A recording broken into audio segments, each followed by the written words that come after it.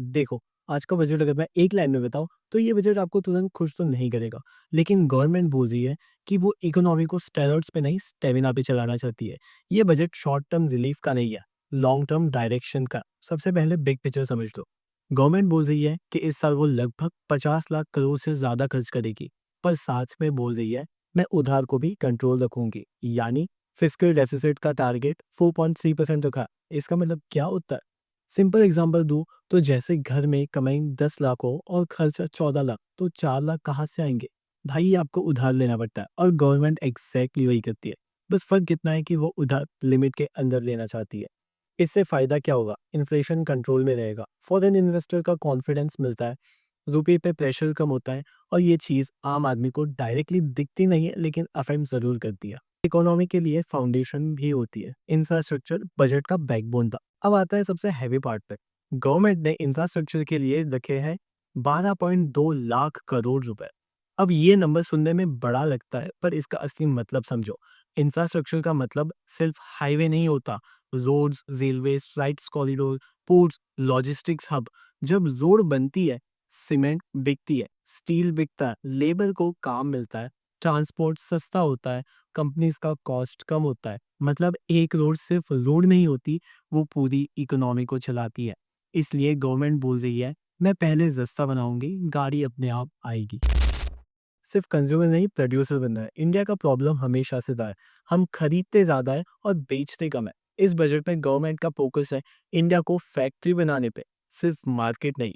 इसलिए 7 strategic sector पे पैसे लगाए जा रहे हैं। Semiconductor, electronics, biopharma, chemicals, sport goods.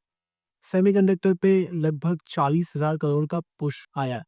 मतलब क्या है इसका? आज जो फ़ोन, कार, वॉशिंग मशीन चलती है, सब चिप पे चलती है। अगर चिप बाहर से आई और सप्लाई रुक गई, तो पूरी इंडस्ट्री रुक जाएगी। गवर्नमेंट ये रिस्क कम करना चाहती है। एमएसएमई को हम हमेशा बैकबोन बोल देता है, पर बैकबोन स्ट्रॉन्ग भी तो बनाना पड़ेगा। इस बजट में एमएसएमई के लिए 10,000 करोड़ का growth fund, credit guarantee, compliance help. Simple शब्दों में गवर्नमेंट बोल रही है, तुम छोटे मत रहना, बड़े बनो। और जब बड़े बनोगे, तो हम पीछे खड़े रहेंगे। यानी कि गवर्नमेंट ने इस बार एमएसएमई को काफ़ी सपोर्ट दिया। एग्रीकल्चर, कैश नहीं, कैपेबिलिटी बिल्ड करना। ये बजट किसान को सिर्फ पैसे पकड़ाने वाला नहीं है, ये प्रोडक्टिव बढ़ाने वाला है। कोकोनट, कैशू, कोकोआ जैसे क्रॉप्स पे फोकस।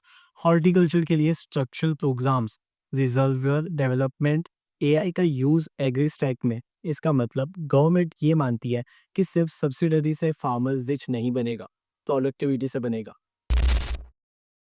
एनर्जी सिक्योरिटी, फ्यूचर का इंश्योरेंस। एनर्जी अगर अनस्टेबल हो गई ना, तो पूरी इकोनॉमी अनस्टेबल हो जाएगी। Clean energy, battery manufacturing, nuclear project, carbon capture. ये सुनने में बोरिंग लगता है, पर लॉन्ग टर्म में यही चीजें इलेक्ट्रिसिटी बिल और फ्यूल प्राइसेस को स्टेबल रखती है। टैक्सेस, ड्रामा नहीं, रिपेयर वर्क। अगर तुम सोच रहे हो भाई टैक्स में क्या मिला, तो टू बी ऑनेस्ट कुछ नहीं मिला और ना ही कुछ गया है। उन्होंने कम तो नहीं किया लेकिन बढ़ाया भी नहीं है। इस बजट में टैक्स सिस्टम को थोड़ा सा क्लीन किया गया है, कंप्लाइंस थोड़े से इजी किए है, कंफ्यूजन कम किया है। मिडिल क्लास के लिए ना जैकपॉट था ना शौक था। गवर्नमेंट का फोकस ये नहीं था कि इस साल वोट कैसे मिले, फोकस था सिस्टम कैसे स्टेबल रहेगा। अब सीधा आता है प्रोस और कॉन्स पे। तो फायदा क्या हुआ? ये बजट सीरियस है, इमोशनल नहीं। लॉन्ग टर्म ग्रोथ का ब्लूप्रिंट देता है। इंफ्रास्ट्रक्चर प्लस मैन्युफैक्चरिंग का कॉम्बो, जॉब्स और प्राइवेट इन्वेस्टमेंट दोनों को फुल सपोर्ट करता है। फिस्कल डिसिप्लिन मेंटेन है, जो फॉरेन इन्वेस्टर्स के लिए स्ट्रॉन्ग सिग्नल्स है। अब इसके नुकसान क्या है? मिडिल क्लास के लिए कोई डायरेक्ट एक्साइटमेंट नहीं है, टैक्स रिलीफ मिसिंग है, रूरल डिमांड का इमीडिएट बूस्ट लिमिटेड है। पूरा बजट एग्जीक्यूशन पे डिपेंड करता है। अगर प्रोजेक्ट डिले हुए, तो इम्पैक्ट डिले हो सकता है। फाइनल एसेंस क्या है इस बजट का? ये बजट ऐसा नहीं है जो कल तुम्हारा वॉलेट भर देगा। ये ऐसा बजट है जो आने वाले 5 से 10 साल बाद इंडिया को स्ट्रॉन्ग इकोनॉमिक पोजीशन में लाने की कोशिश कर रहा। सिंपल शब्दों में कहे, लॉन्ग शॉर्ट टर्म कंफर्ट को किल करके लॉन्ग टर्म कॉन्फिडेंस जगा रहा है। अब सवाल यह है, क्या गवर्नमेंट एग्जीक्यूशन कर पाएगी? वही गेम चेंजर होगा। तुम्हारा क्या मानना है?